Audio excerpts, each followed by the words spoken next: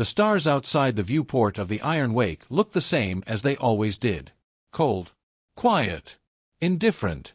But Captain Ethan Cole had learned long ago that space was never truly quiet. There was always something waiting just beyond the edge of calm. The Iron Wake was not a warship. It was a cargo hauler, wide in the belly, slow on turns, and built for moving goods between human outposts and the growing web of alien trade stations scattered across the Valorian trade corridor. Ethan had been running this route for 6 years. He knew every checkpoint, every docking protocol, and every customs officer by voice if not by name. His crew was small but good. Linda Cruz sat at the navigation station, her dark hair pulled back tight, eyes always moving between her screens and the star map. Walt Dobbs was down in the engine room, as usual, talking to the ship like it could hear him, and somehow it always seemed to respond. Priya Okafor handled communications from a seat near the back of the bridge, headset on, fingers quick on the keys. Ethan trusted all three of them without question. They had pulled through tight spots before, a fuel leak near the Dalvian border, a docking collision at Port Callaway that bent their rear strut, a run-in with a smuggler who tried to hide contraband in a shipment they were carrying. They were not heroes.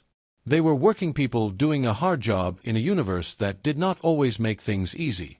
On this particular run, they were carrying medical supplies, construction tools, and 3 crates of processed food heading to the human colony station at Kessler Point.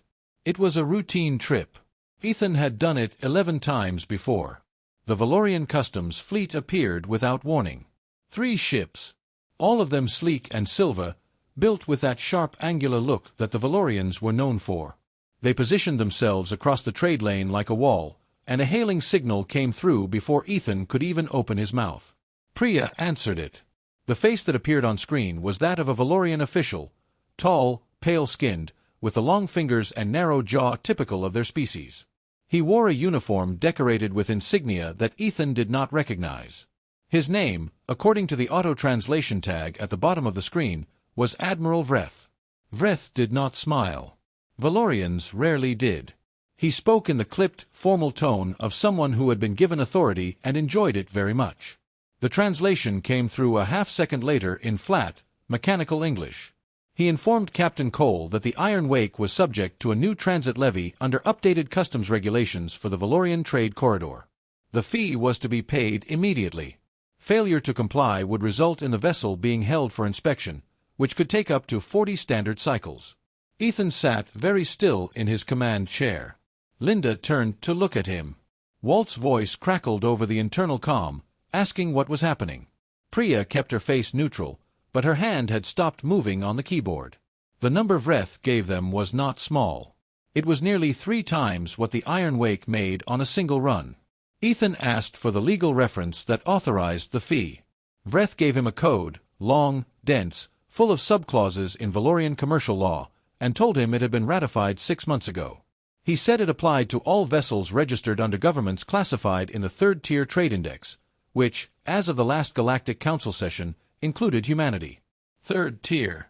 Ethan kept his face calm when he heard that. He asked if human authorities had been notified of the reclassification. Vreth said that notification had been issued through the standard galactic broadcast system and that it was the responsibility of each government to monitor those broadcasts. His tone made it very clear that he found the question tiresome. Ethan looked at Linda. She gave a small shake of her head. She had never heard of any such notification either. He asked for time to contact his company. Vreth gave him 30 minutes. When the screen went dark, Ethan stood up slowly from his chair and walked to the viewport. He looked out at the 3 Valorian ships sitting in the lane ahead of him. They were not pointing weapons at the Iron Wake. They did not need to. The threat was paperwork, not firepower. Walt came up from the engine room. The 4 of them stood together on the bridge. Nobody said anything for a moment. Then Ethan spoke. He told them they were going to pay the fee. They were going to pay it, and they were going to document every single part of it, the name of the officer, the code number of the regulation, the exact amount, the timestamp, and the routing details of the payment. They were going to get a receipt. Linda asked why they were just going to pay it. Ethan said it was because right now they did not have a choice. But a receipt was a record. And records, he said quietly, had a way of becoming useful later. He went back to his chair. Priya opened the payment channel. The fee was transferred. A receipt was generated and copied to 3 separate backup drives on the ship. Admiral Vreth confirmed the payment with a nod and cleared them through the lane without another word. The Valorian ships moved aside. The Iron Wake passed through. Nobody celebrated. Ethan sat with the receipt on his screen for a long time after the corridor was clear, reading the numbers, reading the code, reading the name of the officer who had signed it. He was not angry. He was thinking. Port Callaway was not a beautiful place. It sat at the outer edge of the human trade network like a nail sticking out of old wood, rough, functional, and holding things together mostly out of stubbornness. The station was crowded with cargo loaders, fuel lines, repair bays, and the constant noise of ships coming and going at all hours. It smelled like engine coolant and recycled air. Ethan liked it well enough. It was honest. After the Iron Wake docked and the medical supplies were unloaded, Ethan did not go to the crew quarters to rest. He went instead to the small office he kept near the docking arm, a narrow room with a desk, 2 chairs, a screen, and a shelf of old physical binders that most people found strange to keep in an age of digital storage. He sat down, opened his screen, and started reading. He pulled up everything he could find on the Valorian Trade Corridor Customs Code. The regulation Vreth had cited was real. It had been filed 6 months ago, buried inside a bulk update to the Galactic Commercial Registry, the kind of update that ran to thousands of pages and was rarely read by anyone who did not have a specific reason to look. The reclassification of humanity to third-tier trade status was in there, listed on page 412, beneath a section about cargo weight conversion standards. Ethan read it 3 times. Then he kept reading. 2 hours later, someone knocked on his door. He had sent a message before docking to a woman named Carol Vance, who lived on Port Callaway in semi-retirement. Carol had spent 30 years working in human diplomatic services before bad knees and worse politics had convinced her to stop traveling. She now consulted occasionally for trade companies when they needed someone who understood how galactic law actually worked, as opposed to how people pretended it worked. She was in her 60s, with short gray hair and the kind of calm, steady manner that came from having sat in rooms with very difficult people for a very long time. She carried a cup of coffee. She did not offer to get one for Ethan. He showed her what he had found. She sat down and read it herself, slowly, without comment. Then she asked him to pull up a different document, the original text of the Interstellar Commerce Pact, specifically Article 41, subsection 9. Ethan found it. Carol pointed at the screen. The clause was clear, once you knew it was there. Under the original pact, the founding document that governed all trade agreements between member species, no government could impose a new transit fee on a vessel registered to another member government without first issuing a formal written notification to that government and allowing 60 standard cycles to pass before the fee could be collected.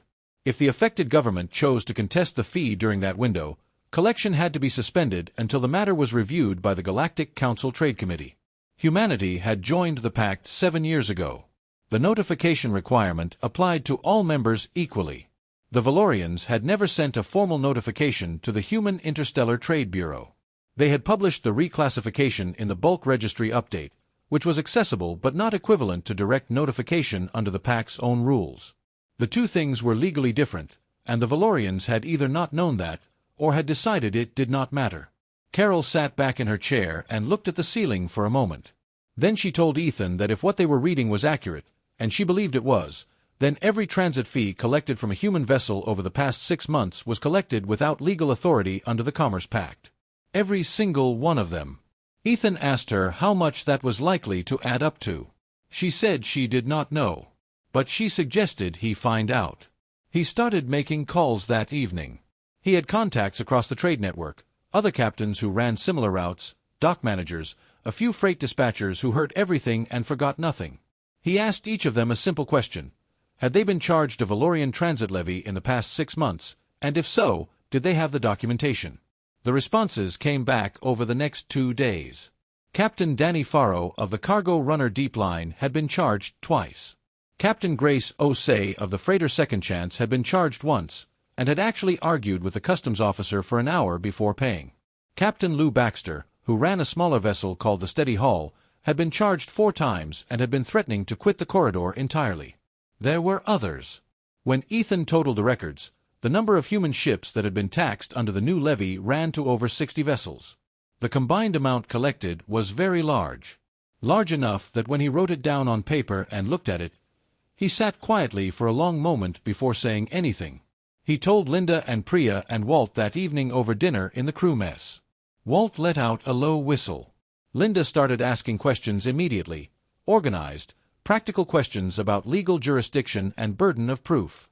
Priya was quiet for a moment, and then said that the Mechary traders had mentioned something similar to her during a communications handoff 2 months back. She had thought it was just a complaint. Now she wondered if it was more than that. Ethan told them what he was going to do next. He was going to take everything they had, every receipt, every record, every timestamp communication, and he was going to bring it to someone who could do something with it. Not to get angry.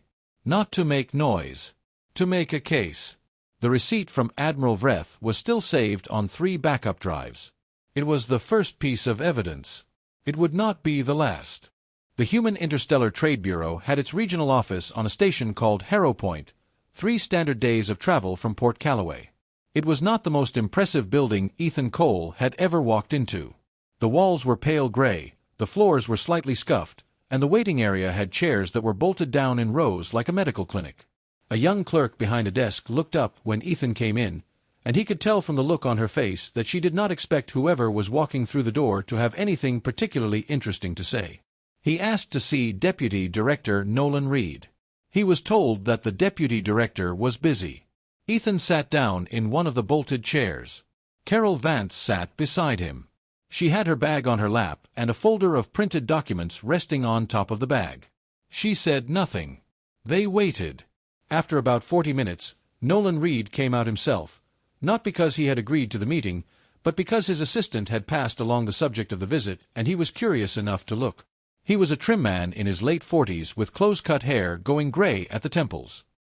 He had the careful, watchful eyes of someone who had worked in government long enough to be suspicious of people who wanted his attention. He shook Ethan's hand without warmth and led them into a meeting room. Ethan did not waste time. He laid the case out in order, the same way he had thought it through on the flight over. He started with the receipt. He showed Nolan the transit levy, the authorization code, and the name of the officer who had collected it. Then he showed him the Commerce Pact clause. Then he showed him the bulk registry update where the reclassification had been buried.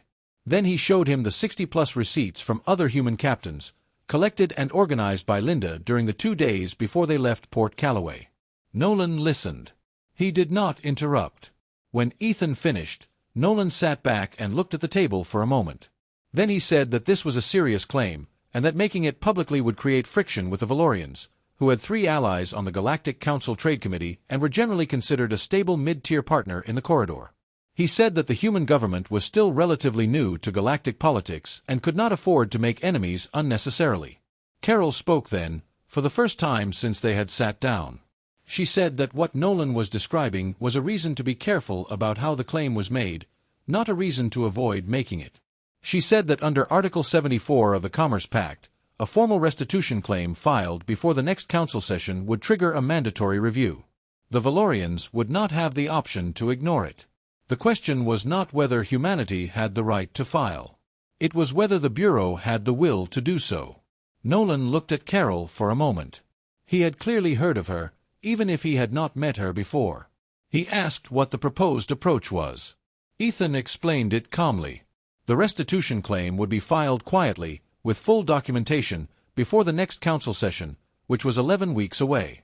At the same time, Priya Okafor had already made contact with a senior communications officer in the Mechary Trading Federation, who had confirmed that Mechary ships had been subjected to similar treatment in the same corridor under a parallel set of regulations. The Diluvian Freight Guild had also submitted a formal written complaint to its own government about Valorian customs practices 2 months earlier, a complaint that had not yet been acted on. If all 3 groups filed within the same window, it was no longer a single grievance from a junior species. It was a coalition complaint from 3 separate members of the galactic commerce system. The legal weight was entirely different. Nolan was quiet for a while. He asked who had put the legal framework together. Carol raised one hand slightly. He nodded, slowly. He said he would need 3 days to review the documents and consult with the Bureau's legal team. He said he was not making any commitments. He said that if what they had brought him held up under review, he would consider moving forward. Ethan thanked him and stood up. He did not push for more. He had learned long ago that pushing too hard at the wrong moment was how you ruin things that were already going your way. On the way back through the waiting area, Carol told him he had done well in there. She said she had seen experienced diplomats botch exactly that kind of presentation by getting too emotional or too demanding. He had been neither. Ethan said he just knew how to read a room. Back on the Iron Wake, the work continued. Linda organized the documentation into a formal submission package. Walt ran quiet courier trips between ships, delivering physical copies of key records to the other captains involved, Danny Farrow, Grace O'Say, Lou Baxter, so that there was no single point of digital failure. Priya managed the encrypted communications channel with a Mechari contact, a methodical woman named Sereth who spoke in careful, precise sentences and clearly did not trust easily. During this time, 3 more human ships were taxed in the corridor. Ethan told each of the affected captains the same thing he had told himself the first time: pay it, document everything, get a receipt. One of the captains, a young man named Cole Ferris who had only been running the corridor for a year, called Ethan and asked how he could stay calm about it. He sounded angry and embarrassed in equal measure. Ethan told him that anger was a fine thing to feel, but that the Valorians were not afraid of angry captains. What they had never encountered, he said, was a patient one. Cole Ferris asked what that meant. Ethan told him he would understand in about 10 weeks. Station Verith Prime was the kind of place that made people feel small on purpose. It had been built that way, generations ago, by a species that believed grand architecture was the most efficient form of authority. The main council chamber was a wide circular room with a vaulted ceiling so high that the lighting near the top faded into a kind of permanent twilight. The seating galleries rose in tiers, and the acoustic design made even quiet voices carry farther than felt natural. Ethan Cole sat in the upper gallery, near the back, in a seat with a clear sight line to the chamber floor. He wore plain civilian clothes. He had no official role in the proceedings. He was, by any formal definition, just an observer. He was fine with that. Below, at the main presentation table, Carol Vance was setting out her documents. She was wearing a dark jacket and reading glasses, and she moved with the careful efficiency of someone who had done this kind of thing before and did not need to be dramatic about it. Deputy Director Nolan Reed sat 2 seats away from her, hands folded, watching the chamber fill. The Valorian delegation was already in their seats across the floor. Admiral Vreth was among them, not in his customs uniform now, but in formal diplomatic attire. He sat straight, arms at his sides, with the composed expression of someone who had been told this session was a procedural matter and expected it to be resolved quickly in their favor. The council session was called to order by the presiding officer, a tall Mechari elder with silver-striped markings across her face. She acknowledged the human delegation and invited them to present their complaint. Carol stood. She did not raise her voice. She did not gesture dramatically. She spoke the way a very good accountant reads a ledger, clearly, methodically, and without any emotion that might distract from the numbers. She introduced the complaint by citing the relevant articles of the Commerce Pact. She explained the notification requirement and the 60-cycle window. She noted the date on which the Valorian transit levy had first been applied to human vessels and cross-referenced it with the absence of any formal notification to the Human Interstellar Trade Bureau. Then she read the receipts. All of them. One by one. She read the date, the vessel name, the amount collected, and the name of the customs officer who had signed each transaction. It took a long time. The chamber was very quiet. When she finished, she noted the total amount collected from human ships without legal authority under the Commerce Pact. The figure was read into the record without emphasis. It did not need emphasis. The Valorian delegation's lead speaker rose to respond. He argued that the bulk registry update constituted sufficient notification under galactic commercial law. He cited 3 precedents involving other species in other corridors. He spoke with confidence. Carol waited for him to finish. Then she responded to each point in order. She noted that the 3 precedents cited all involved species who had been granted waivers allowing registry publication as a substitute for formal notification, waivers that humanity had never been offered and had never agreed to. She produced copies of all 3 original waiver documents as exhibits. She noted that without a waiver in place, the default requirement of direct notification applied, full stop. The Valorian speaker began to respond again. The presiding officer held up one hand and asked if there was any Valorian documentation showing that a formal direct notification had been sent to the Human Trade Bureau before the levy was applied. There was a pause. The speaker said he would need to consult with his delegation. The presiding officer allowed a 15-minute recess. In the gallery, Ethan sat without moving. He watched Vreth confer with his advisors in low, rapid tones. He could not hear what they were saying. He did not need to. Then the Mechari representative rose and formally submitted the parallel complaint from the Mechari Trading Federation. Similar violations, similar documentation, similar total amounts.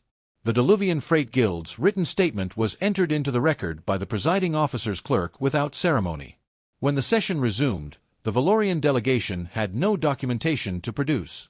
The speaker stated that the formal notification process had been understood by his government to be satisfied through the registry publication.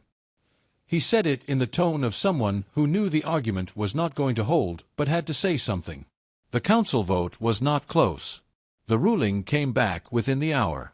The levies collected from human vessels were found to be unauthorized under Article 41, subsection 9 of the Commerce Pact. Full restitution was ordered, with the standard 40% penalty applied for willful non-disclosure of contestation rights. The Mechari complaint was separately upheld. The combined restitution figure was announced by the clerk in the flat, even tone that such things required. In the gallery, Ethan heard the number. He had known it was coming. He had helped calculate it. But hearing it spoken aloud in that chamber, in front of everyone, was something different from reading it on a screen. He looked down at the chamber floor.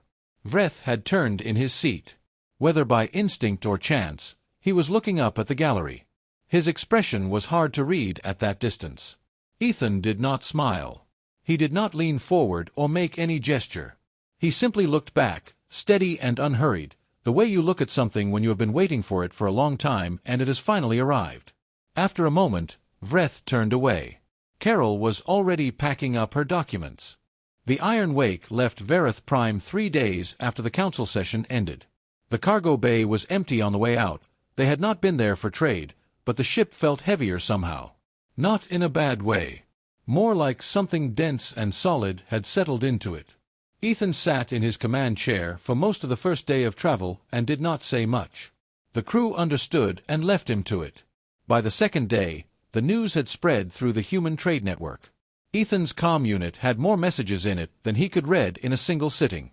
Some were from other captains. Some were from freight companies.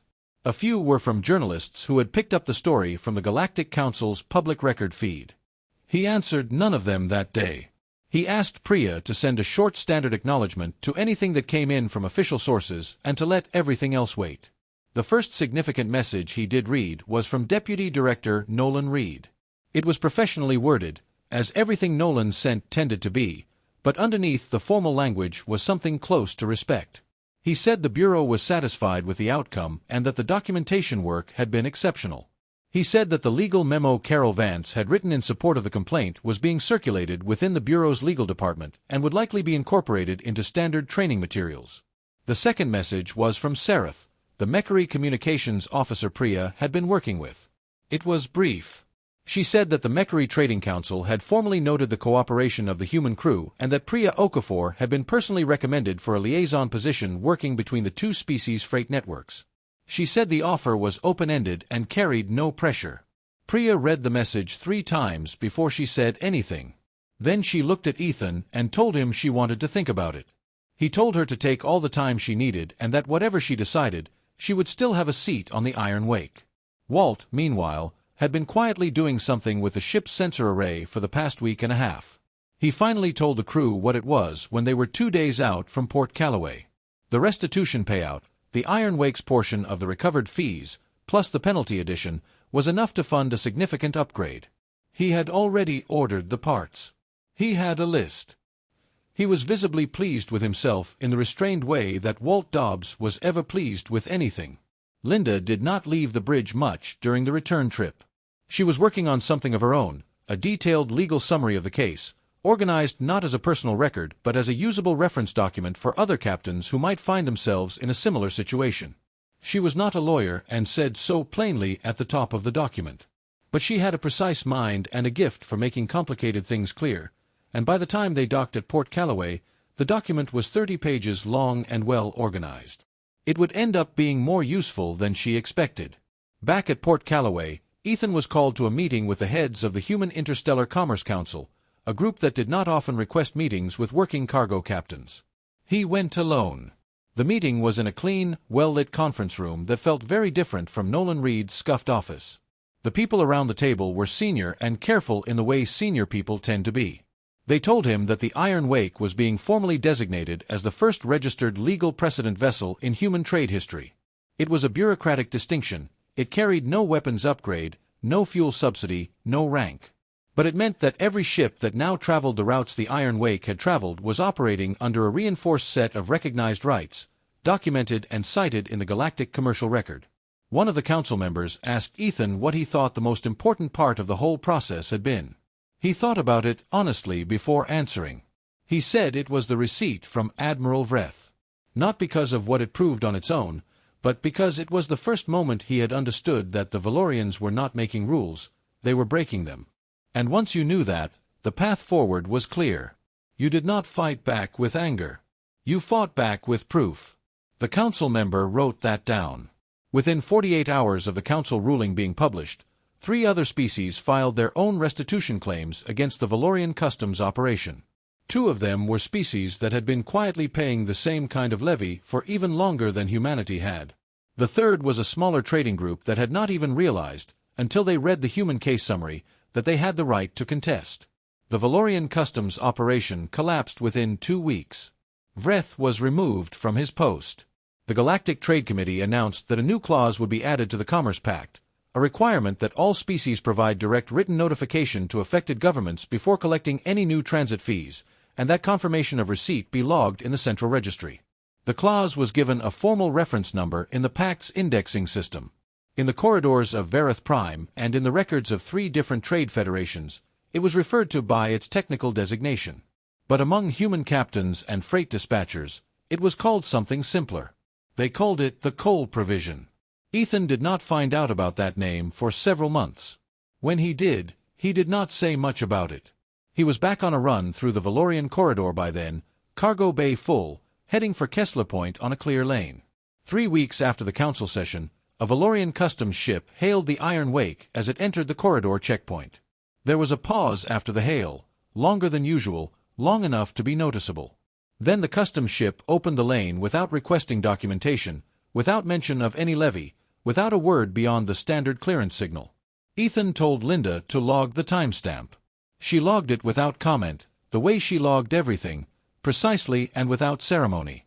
The entry went into the ship's record alongside 11 years of routes, repairs, dockings, incidents, and cargo manifests. The Iron Wake moved through the open lane at its usual pace, steady and unhurried. The stars spread out ahead like they always did. Cold, quiet, full of distances that took patience to cross. But they were crossable. That had always been the point.